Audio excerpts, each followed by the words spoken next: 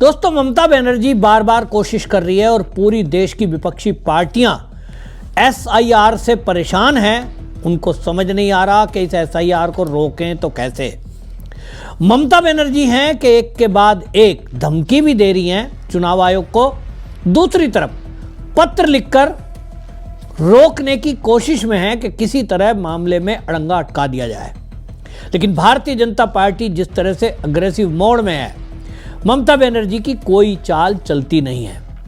ममता बनर्जी ने पहले transfer posting के बारे में लिखा, फिर जो है एक चिट्ठी लिखी चुनाव आयोग को कि साहब ये जो एसआईआर है ये बहुत खतरनाक मोड में है, बीएलओ दबाव में है, कई बीएलओ ने आत्महत्या कर ली और इसको जो है अभी रोक दिया जाए।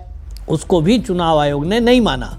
ममता बनर्जी ने अब एक और चिट्ठी लिखी है और वो चिट्ठी इसलिए लिखी गई क्योंकि कुछ दिनों पहले शुभेंदु अधिकारी जो बीजेपी के नेता हैं, उन्होंने चुनाव आयोग में ये कंप्लेंट की थी कि ममता बनर्जी के चलते टीएमसी कॉन्टेक्चुअल बेस के जो लड़के हैं, जो कर्मचारी हैं, उनसे वोटर लिस्ट में एंट्री करा रही है, जो कि चुनाव आयोग के जो गाइडलाइन है उसके विरुद्ध है।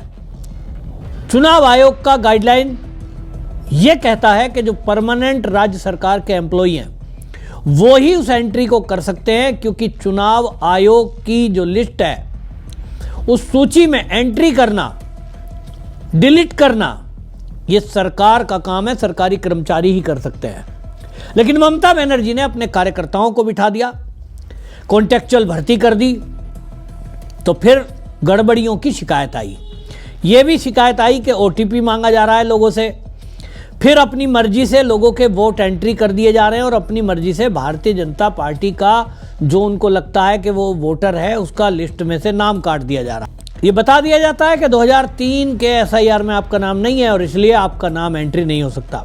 इस तरह की जो कई शिकायत आई, चुनाव आयोग इस पर संज्ञान लेता। इसके पहले ममता बनर्जी ने पैतरा बदला और उनको लगा कि ये तो कंप्लेंट हो जाएगी, गाइडलाइन का उल्लंघन है।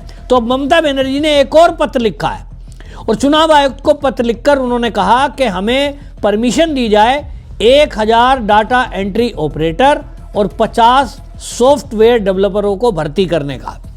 अब यह ममता बनर्जी की नई चाल है।